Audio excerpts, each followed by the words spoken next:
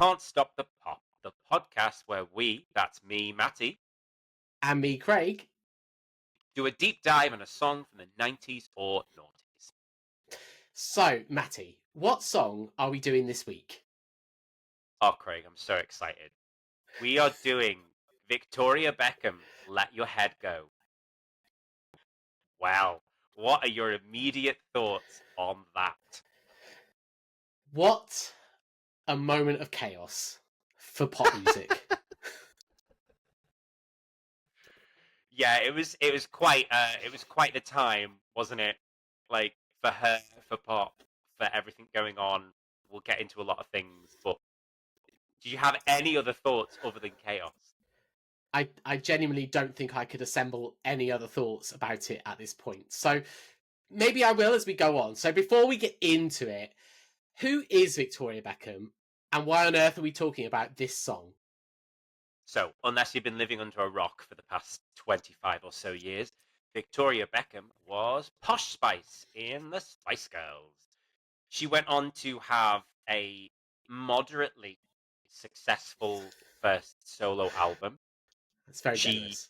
was very generous, but she was also very famous worldwide for being essentially the ultimate footballer's wife, I would say. I don't think that's mean to say that. She's owned that persona. Yeah, But then totally. from the back of being David Beckham's wife, she became an international superstar. She is, I would say, worldwide, and especially in America. I think she is the most famous of the Spice Girls. I don't think that's a controversial thing to say. I think she is the most worldwide famous person from the Spice Girls because of being the Beckhams and everything that comes with that. But Yeah, I being a agree with pop that. star is maybe not what she's known for. But she did attempt to have a second album, and this was the lead single, a double A side with This Groove, but this is essentially the much stronger song. And the album didn't go to plan, did it? And we will So we much will didn't go delve to plan. so much didn't go to plan. And we'll delve into that later in the episode. But the reason why we're talking about this song, straight off the bat, I think this song is the personification of everything Victoria Beckham could have been as a solo artist and should have been. Maybe we wouldn't have got a whole career of this, but if she had based around this, I just think that it's who she is. This song makes fun of her own persona, as particularly the video, which we will talk Yeah. about. But it's so self-referential, the song. It's so brilliantly camp and dance orientated. It's not trying to be cool. It's just quintessential camp pop. And I love that. And I feel like it's evident that she kind of loved it.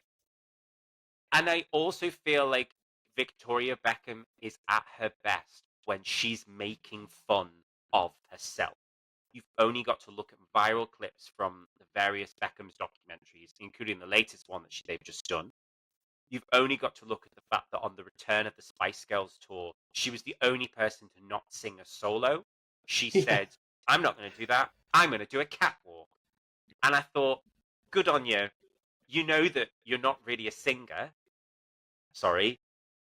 But you're able to make fun of yourself. And this song is just so good. It's so good. And the reason why we're talking about it is because it has developed cult status because it's not on streaming. You cannot find this on an official streaming platform anywhere. You have Yeah. to go on YouTube. And we'll delve into why later. Yeah, totally. I think this song, this style of song, suits her well because no one's going to pretend she's the best singer. I'm not saying she's a bad singer, but she's not the best singer. But because it is a dance pop song, there's lots of filtered vocals that entirely fit this song. It's not like it's trying to hide her voice. It's all No, done in a very stylistic way, which really fits. And yeah, it's I think it is very early noughties dance pop, in which I would say it's got a slight sound of budget about it, but that's what this sort of music sounded like at the time, so I can't really yeah, criticize it for that. And yeah, it's catchy. It's deceptively catchy. I think you could listen to it the first couple of times and it just sort of whizzes past and you go, that was a Victoria Beckham song. And then you listen to it again and yeah, some of the hooks, the I will make it better. That hook is so catchy. And she does yeah, there's loads of little bits. I loved about Victoria Beckham's music was she would often layer her own vocals. They would layer her voice, and you'd listen to it, and you'd hear little bits where she was speaking quietly, or she was doing a low harmony with herself, and that there's all of that in this song, buried amongst this whiz of electro dancey pop production. it's certainly a whiz. The It's production style is so of its time. so It yeah, is dated. It is dated. There is no. This isn't going to come on, and it's not going to be like. It's not timeless. Let's not say that. But it is perfect for what it was at the time. Even if it yeah, is on a budget, it's that kind of like that wah wah effect of the synths that are behind yeah, her, the drum loops that they've got. It's so camp, and I love hearing Victoria Beckham have fun because people, I think when she launched as a solo act, it was just so, I don't want to say it was wrong, but it really wasn't what people wanted for her. You've got this thing of people forget that she was making fun of herself in the Spice Girls. Like the whole posh persona was her being like, "Yeah, I'm a posh girl, but it's all good. I'm gonna make fun of myself." Even going back as far as the wannabe video, like yeah, so to launch her as this sort of that, and obviously the first song she did was the True Steppers with Dame Bowers, and as this kind of overly cool sunglasses, and then she did Heart's Got a Mind of Its Own, which I believe a nice song, and we've talked about it on TikTok before, yeah. but I don't think anything really worked or gelled, even down to the album cover of her first album, and she's there with the panther. It's all it's all really odd. It, whereas you compare it to other solo Spice Girls. In fact, I'd say all four other solo Spice Girls, their first album, even if they shifted styles as they went, they knew exactly who they were, and the record company knew exactly what they were doing. They knew what they were doing with Emma Bunton. They knew what they were doing with Mel C. They knew what they were doing with Jerry Halliwell and Mel B to a lesser extent, but still she knew she wanted to do an R&B pop record. Yeah, yeah, totally, Whereas yeah. I don't think Victoria Beckham, I don't believe that she would have ever gone into the studio and said, I want to do an R&B dance, cool vibe, ballad, it, not really knowing what it is record. Whereas this, as a lead single to a second album, which never really came to fruition, it just stood out to me at the time, and I just thought it was brilliant, and I still do now. I love it.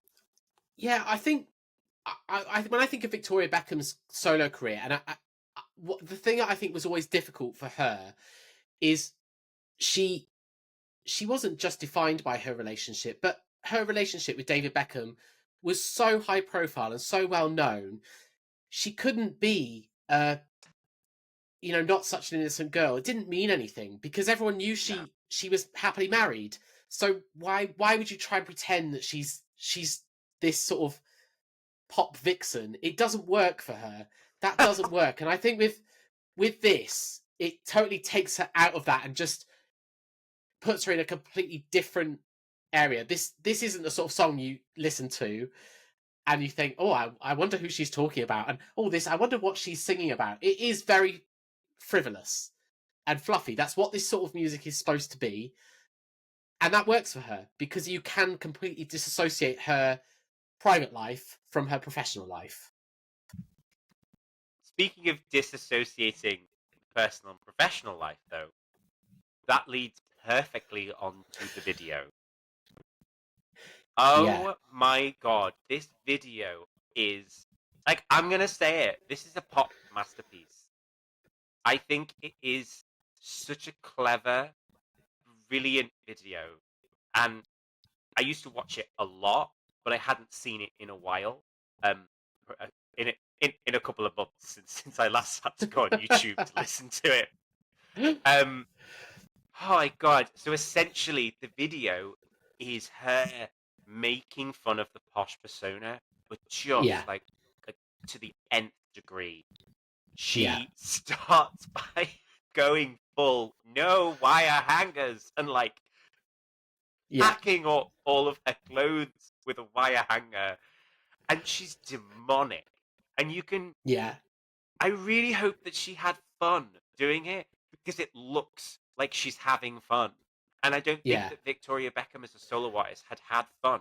I don't think she had fun probably since the Spice Girls. And she mm, starts hacking it. It's so witty and funny.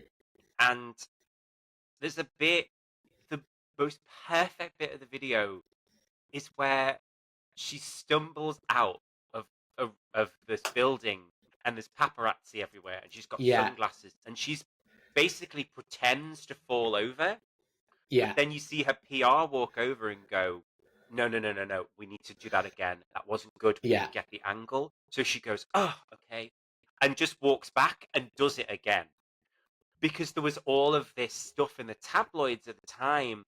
You know, we're going back to 2003 and we're really in the thick in the mid 2000s from like 2003 to 2007 8 of paparazzi hunting. You yeah, know, you're about to hit the Britney meltdown, you're about to hit Whitney Houston and Michael Jackson and, you know, Amy Winehouse, God rest all their souls, but you're hitting that paparazzi awful time that there was. And yeah, this is Posh Spice making fun of yeah. herself for making fun of the paparazzi. It it's brilliant. It's brilliant. I love it. Yeah, I think I love those scenes in particular. That it reminds me very much, humor wise, tonal wise. It's very ab fab. I think Oh yeah. That's exact. It could be Jennifer Saunders. She could it be could being Posh Spice. that if there was an episode of Absolutely Fabulous that was around them for some reason creating a music video for Victoria Beckham, I could see this video in the middle of an Ab Fab episode because Oh, the humor, the way it's all done. There's that bit. So she wakes up having a nightmare. She wakes up in this four poster bed, and so she puts her good. crown. She puts her crown on first, like, and then there's this box that's flapping up and down. It's got an OBE in it, and she's trying to get to it, and the box is like closing.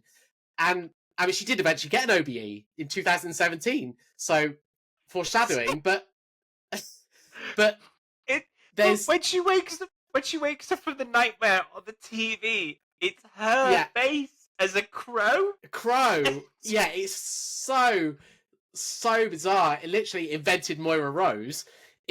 There's so much in there that is really, it's dry humor, but she gets it. She totally gets how people see her. And yeah, it's great. It's a great video. It's clearly been done again on a bit of a budget. You can tell, but I don't they think it absolutely looks run like with it's that. on a budget. I Oh, think I even if do. it has no, but I think that it's intentionally meant to look. It's kitsch. It's camp. I I don't think I don't think it looks cheap. I'm just putting it out there. I disagree. I disagree.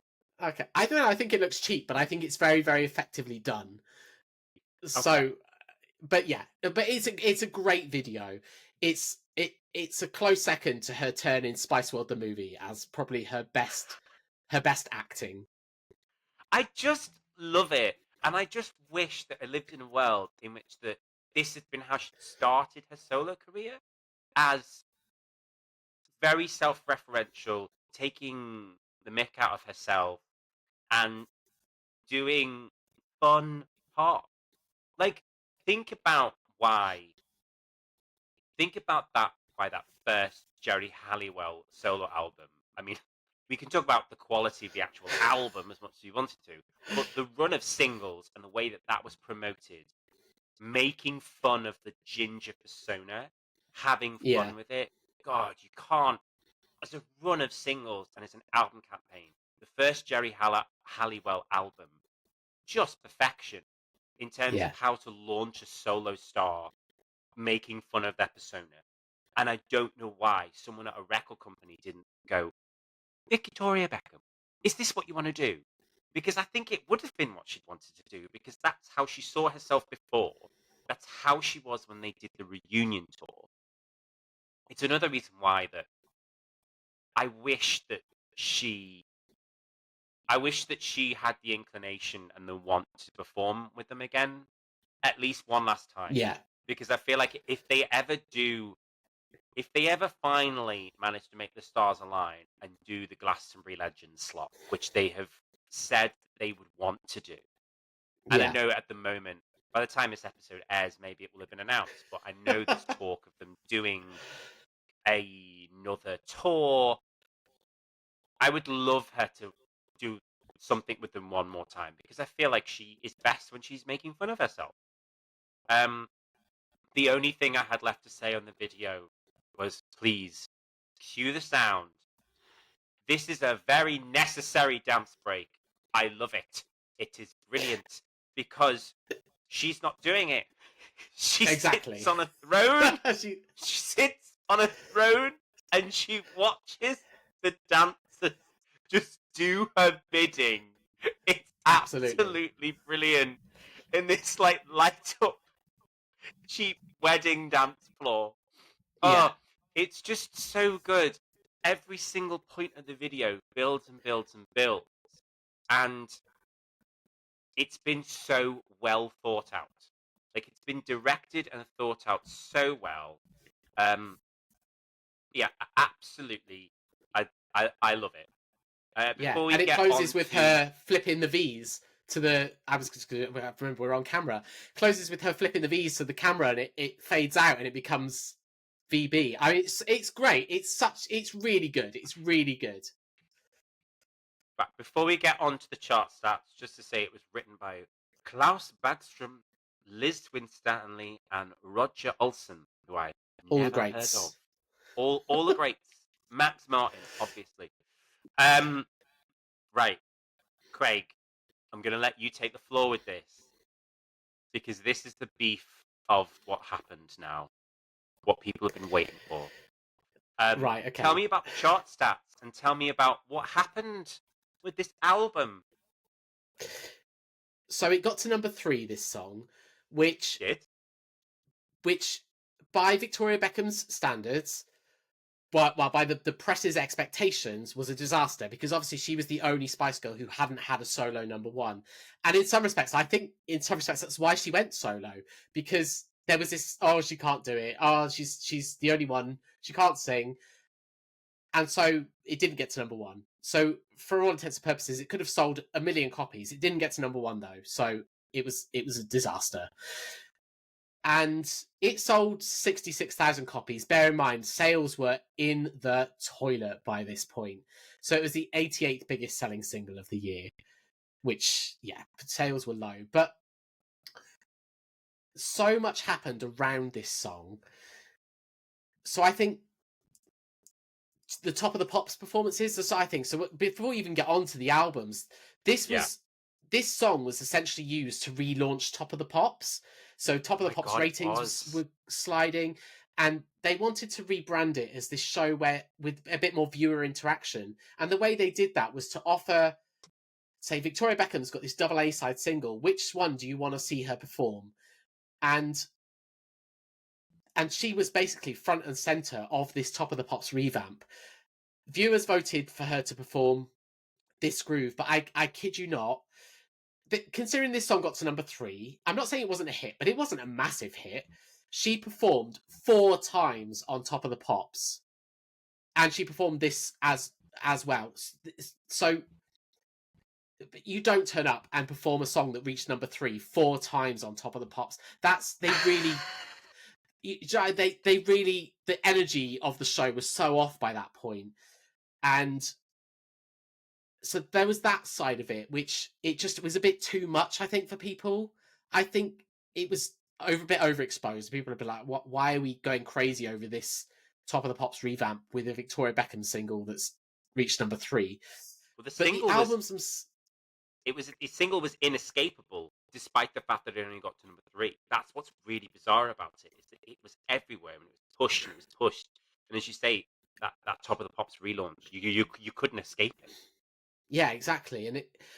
So alongside that, the albums is a bit of an urban myth about what actually went down with this album. So it's either one of two things. Either she recorded an R&B album which was called Come Together, and she went back to the label and said, "This is what I've recorded, this is what I want to release."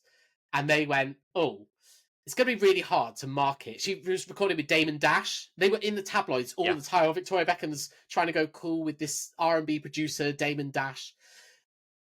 And I think the record label probably rightly went, "Oh, it's going to be really difficult to market a Victoria Beckham R&B album."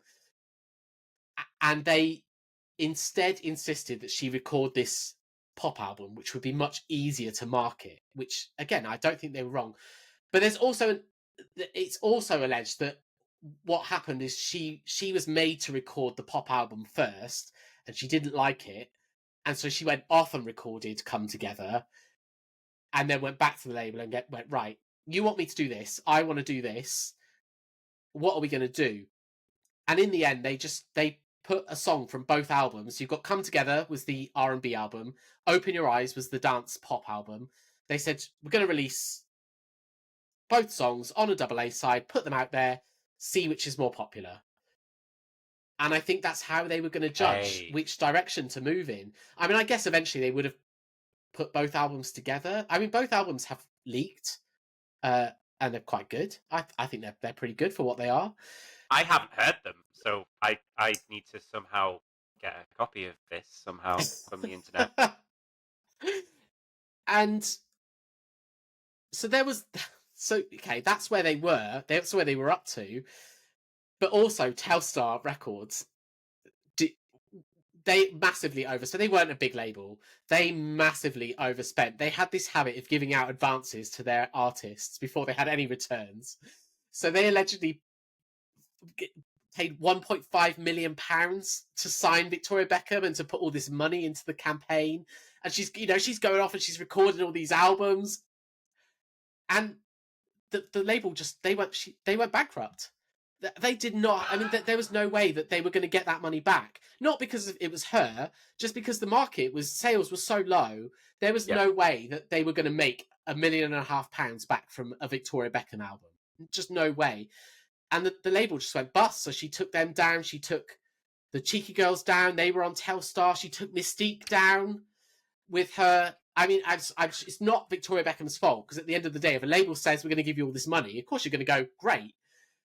But she was basically blamed for dragging down the entire label. I wonder if Alicia Dixon and Victoria Beckham have ever butted heads over the loss of Mystique from the label. I think Alicia Dixon gave an interview last year and said, I think she was blaming Victoria Beckham, but she went, "Yeah, basically, we were getting ready to record a new album. The label spent all this money on Victoria Beckham, and they just folded, and we just ended up without a label, had nowhere to go." So wow, I know there was all of that. All of that is why I think of this as chaos, because the song in essence, I know I do enjoy the song, but the song was such a small part of everything else that was going on around this. And she was in the tabloids all the time, all this stuff about the R&B album and people going, oh, this is going to be ridiculous. This is going to be really silly. Victoria Beckham can't do R&B.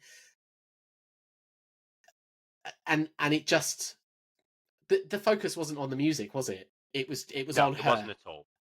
It was on her, and it was on her celebrity.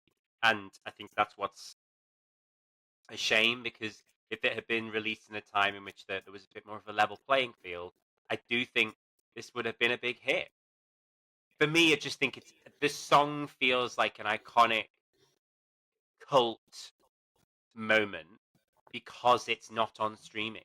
Anything that's just not on streaming these days, I feel like it's because when it's so difficult to get hold of, and it was never physically released as an album. Like, Yeah. God, maybe one day we'll get the quadruple vinyl version of both albums. Well, do you know, you haven't heard the albums, but do you know the song Resentment by Beyonce? Yes, I do know that it was written for Victoria Beckham. I do know this. It was on the Come Together album.